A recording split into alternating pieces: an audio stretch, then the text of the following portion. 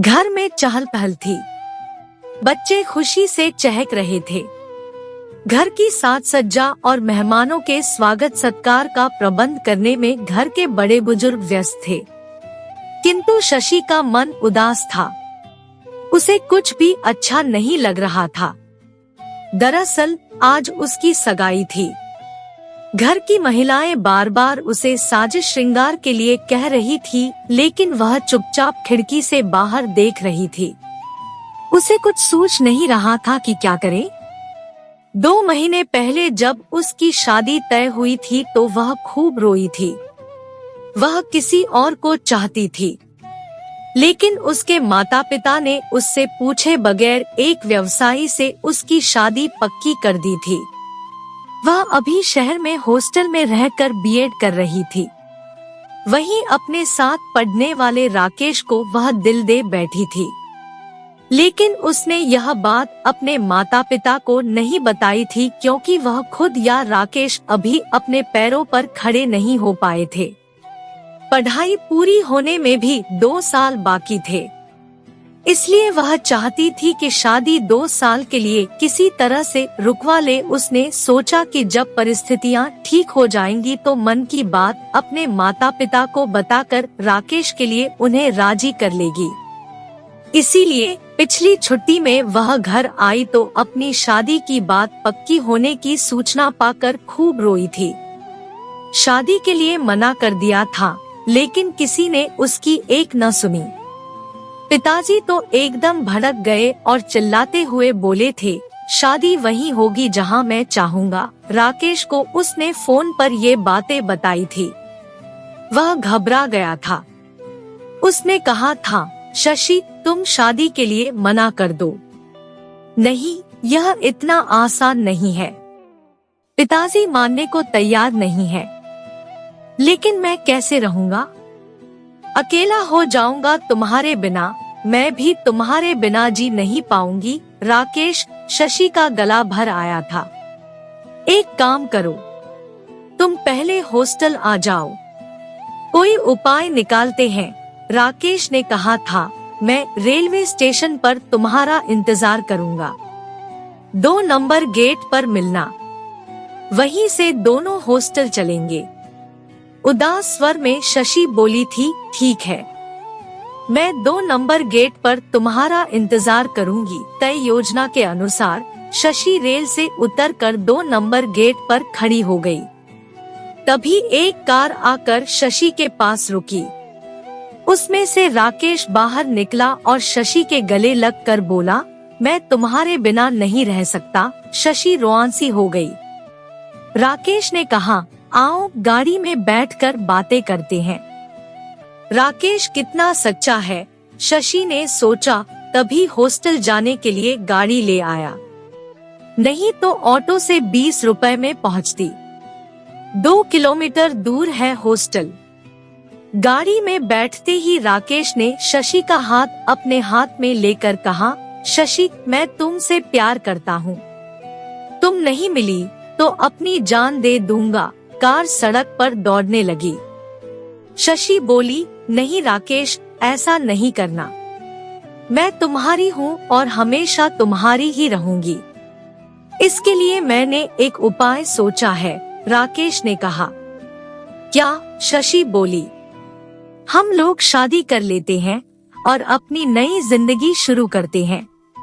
शशि आश्चर्यचकित होकर बोली, यह क्या कह रहे हो? तुम्हारा दिमाग तो ठीक है, तुम्हें मुझ पर विश्वास नहीं है। तभी उसने ड्राइवर से कार रोकने को कहा। कार एक पुल पर पहुंच गई थी। नीचे नदी बह रही थी। राकेश कार से बाहर आकर बोला, तुम शादी के लिए हाँ नहीं कहोगी तो मैं इसी पुल से नदी में कूदकर जान दे दूंगा। यह कहकर राकेश पुल की तरफ बढ़ने लगा। यह क्या कर रहे हो राकेश? शशि घबरा गई। तो मैं जी कर क्या करूँगा? चलो मैं तुम्हारी बात मानती हूँ, लेकिन जान न दो। यह कहकर उसने राकेश को खींचकर वापस कार में बिठा दिया और खुद भी बगल में बैठकर बोली, लेकिन यह सब होगा कैसे? शशि के हाथों को अपने सीने से लगाकर राकेश बोला, अगर तुम तैयार हो तो सब हो जाएगा। हम दोनों आज ही शादी करेंगे। शशि चकित रह गई। इस निर्णय पर वह कांप रही थी। उसकी समझ में नहीं आ रहा था कि क्या करे। न कहे तो प्यार टूट जाता और राकेश जान दे देता, हाँ कहे तो माता पिता, रिश्तेदार और समाज के गुस्से का शिकार बनना पड़ेगा। क्या सोच रही हो? राकेश ने पूछा।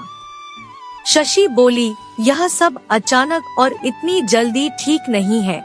मुझे कुछ सोचने समझने का समय तो दो। इसका मतलब तुम्हें मुझसे प्यार नहीं है। ठीक है, मत करो शादी। मैं भी जिंदा नहीं रहूंगा। अरे यह क्या कर रहे हो? मैं तैयार हूँ, लेकिन शादी कोई खेल नहीं है। कैसे शादी होगी? हम कहाँ रहेंगे? घर के लोग नाराज होंगे तो क्या करेंगे? हमारी पढ़ाई का क्या होगा? शशि ने कहा। तुम इसकी चिंता मत करो, मैं सब संभाल लूंगा। एक बार शादी हो जाने दो, कुछ दिनों बाद सब मान जाएंगे। वैसे अब हम बालिग हैं, अपने जीवन का फैसला स्वयं ले सकते हैं, राकेश ने समझाया। लेकिन मुझे बहुत डर लग रहा है। मैं हूं, डरने की क्या बात है? चलो फिर ठीक है, मैं तैयार हूँ। डरते डरते शशि ने शादी के लिए हामी भर दी। वह किसी भी कीमत पर अपना प्यार खोना नहीं चाहती थी। राकेश खुश होकर बोला, तुम कितनी अच्छी हो। थोड़ी देर बाद कार एक होटल के गेट पर रुकी। राकेश बोला, डरो नहीं, सब ठीक हो जाएगा। हम लोग आज ही शादी कर लेंगे, लेकिन किसी को बताना नहीं। शादी के बाद कुछ दिन हम लोग हॉस्टल में ही रहेंगे। 15 दिनों बाद मैं तुम्हें अपने घर ले चलूंगा। मेरी माँ अपनी बहू को देखना चाहती है, वे बहुत खुश होंगी। तो क्या तुमने अपनी मम्मी पापा को सब कुछ बता दिया? नहीं, सिर्फ मम्मी को, क्योंकि मम्मी को गठिया है, ज्यादा चल फिर नहीं पाती, इसीलिए वे जल्दी बहू को घर लाना चाहती है। किंतु पापा नहीं चाहते कि मेरी शादी हो। वे चाहते हैं कि मैं पहले पढ़ लिख कर अपने पैरों पर खड़ा हो जाऊं, लेकिन वे भी मान जाएंगे, फिर हम दोनों की सारी मुश्किलें खत्म हो जाएंगी। राकेश बोला, सच, तुम बहुत अच्छे हो। तो मेरी प्यारी महबूबा, तुम होटल में आराम करो, और हाँ, इस बैग में तुम्हारी जरूरत की सारी चीजें हैं। तुम रात 8 बजे तक तैयार हो जाना, फिर हम दोनों पास के मंदिर में चलेंगे, वहां शादी कर लेंगे, फिर हम होटल में आ जाएंगे। आज हमारी जिंदगी का सबसे खुशी का दिन होगा। कुछ प्रबंध करने राकेश बाहर चला गया। शशि उधेड़बुन में थी। उसके कुछ समझ में नहीं आ रहा था। अपने माता पिता को धोखा देने की बात सोचकर उसे बुरा लग रहा था, लेकिन राकेश जिद पर अड़ा था और वह राकेश को खोना नहीं चाहती थी। कब रात के 8 बज गए पता ही नहीं चला। तभी राकेश आकर बोला, अरे अभी तक तैयार नहीं हुई? समय कम है, तैयार हो जाओ। मैं भी तैयार हो रहा हूँ। लेकिन राकेश, यह सब ठीक नहीं हो रहा है, शशि ने कहा। यदि ऐसा है तो चलो, तुम्हें हॉस्टल पहुंचा देता हूँ, किंतु मुझे हमेशा के लिए भूल जाना। मैं इस दुनिया से दूर चला जाऊंगा। जहाँ प्यार नहीं, वहाँ जी कर क्या करना? राकेश उदास होकर बोला। तुम बहुत जिद्दी हो राकेश, डरती हूँ कहीं कुछ बुरा न हो जाए। लेकिन मैं किसी कीमत पर अपना प्यार पाना चाहता हूँ, नहीं तो। बस राकेश, और कुछ मत कहो। 1 घंटे में तैयार होकर दोनों पास के एक मंदिर में पहुंच गए। वहां राकेश के कुछ दोस्त पहले से मौजूद थे। राकेश मंदिर के पुजारी से बोला, पंडित जी, हमारी शादी जल्दी करा दीजिए। जल्दी ही शादी की प्रक्रिया पूरी हो गई। शशि और राकेश एक दूसरे के हो गए। शशि को अपनी बाहों में लेकर राकेश बोला, चलो अब हम होटल चलते हैं, आज की रात वहीं बितानी है। दोनों होटल में आ गए, लेकिन यह दूसरा होटल था। शशि को घबराहट हो रही थी। राकेश बोला, चिंता न करो, अब सब ठीक हो जाएगा, आज की रात हम दोनों की खास रात है। शशि मन ही मन डर रही थी, किंतु राकेश को रोक न सकी। फिर उसे भी अच्छा लगने लगा था। दोनों एक दूसरे में समा गए। कब 2 घंटे बीत गए पता ही नहीं चला। थक गई, चलो पानी पी लो और सो जाओ। पानी का गिलास शशि की तरफ बढ़ाते हुए राकेश बोला। शशि ने पानी पी लिया। जल्द ही उसे नींद आने लगी। वह सो गई। सुबह जब शशि की नींद खुली तो वह हक्का बक्का रह गई। उसके शरीर पर एक भी वस्त्र नहीं था। उसके मुंह से चीख निकल गई। जब उसने देखा कि कमरे में राकेश के अलावा 3 और लड़के थे, सब मुस्करा रहे थे। तभी राकेश बोला, चुप रहो जाने मन, यहाँ तुम्हारी आवाज सुनने वाला कोई नहीं है। ज्यादा इधर उधर की तो तेरी आवाज को हमेशा के लिए खामोश कर देंगे। यह तुमने अच्छा नहीं किया। राकेश अपने शरीर को ढकने का प्रयास करती हुई शशि रोने लगी, तुमने मुझे बर्बाद कर दिया। मैं सबको बता दूंगी, पुलिस में शिकायत करूंगी। नहीं, तुम ऐसा नहीं करोगी, अन्यथा हम तुम्हें जिंदा नहीं छोड़ेंगे। वैसे ऐसा करोगी तो तुम खुद ही बदनाम होगी, कहकर राकेश हंसने लगा। उसके दोस्त भी हंसने लगे। शशि का बदन टूट रहा था। उसके शरीर पर जगह जगह नोचने सोटने के निशान थे। वह समझ गई कि रात में पानी में नशीला पदार्थ मिलाकर पिलाया था राकेश ने। उसके बेहोश हो जाने पर सबने उसके साथ।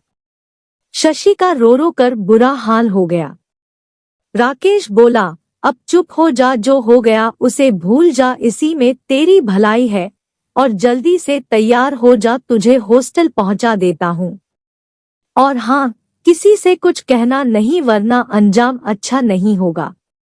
शशि को अपनी व अपने परिवार की खातिर चुप रहना पड़ा था। अरे, खिड़की के बाहर क्या देख रही हो? जल्दी तैयार हो जा, मेहमान आने वाले होंगे। तभी माँ ने उसे झकझोरा तो वह पिछली यादों से वर्तमान में लौटी। वह प्यार नहीं, धोखा था।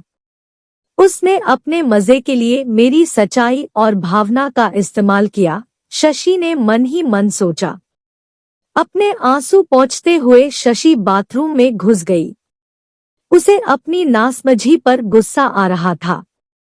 अपनी जिंदगी का फैसला उसने दूसरे को करने का हक दे दिया था, जो उसकी भलाई के लिए जिम्मेदार नहीं था।